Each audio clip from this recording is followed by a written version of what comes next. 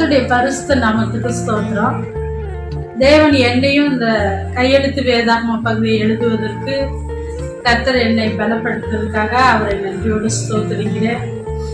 இந்த வேதாகமத்தை எழுத கர்த்தர் எனக்கு கிருபைகள் பல செய்தார்.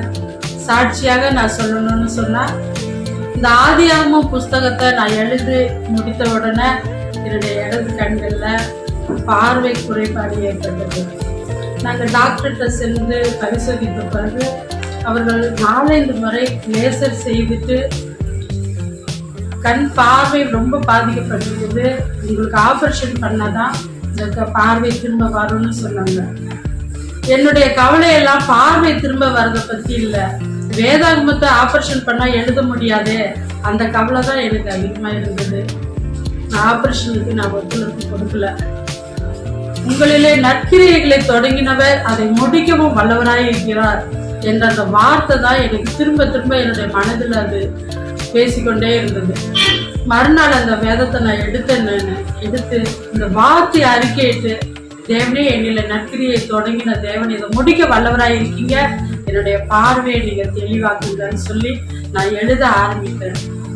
உயிர் தெரிந்த கர்த்தராகிய இயேசு கிறிஸ்துவின் வல்லமை என்னுடைய கண்களை பலப்படுத்தினது. ஒவ்வொரு நாளும் எழுதும் பொழுது எனக்குள்ள ஒரு புது பலன் வந்தது, மனதுல நல்ல உற்சாகம் வந்தது. நான் எழுத ஆரம்பித்ததுல இருந்து தேவன் எனக்கு பல நன்மைகளை எனக்கு செய்தாரு. அது சொல்லணும்னா இன்றைக்குள்ள நாட்கள் போதாது.